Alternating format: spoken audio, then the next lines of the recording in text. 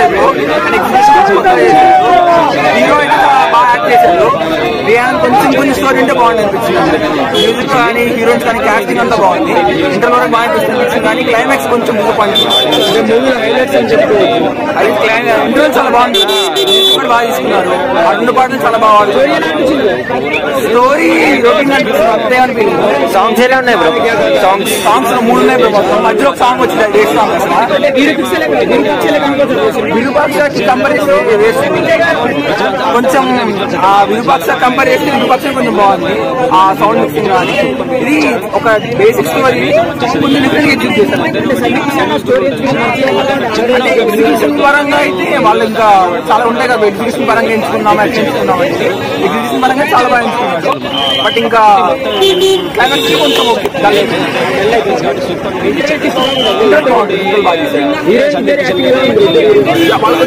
తక్కువ మొత్తం సర్టిఫికేషన్ ఉంది. కానీ వచ్చే బాగా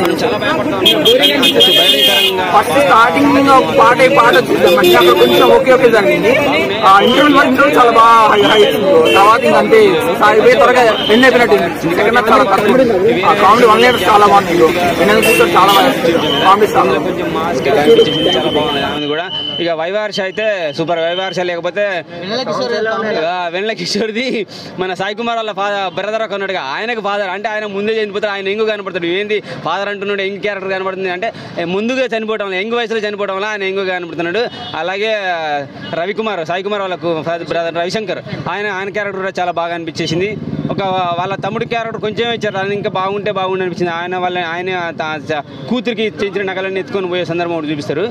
ఆ సందర్భంలో సూపర్. ఆ 2 సాంగ్సే మెయిన్ సినిమాకి హైలైట్. చాలా బాగుంది. బీజిఎం బాగుంది. గ్రాఫిక్స్ సూపర్గా అనిపించింది. నేను చూడొచ్చు. హిట్ మూవీ బాగుంది. అంత ఏం లేవు కానీ మూవీ స్టోరీ బాగుంది.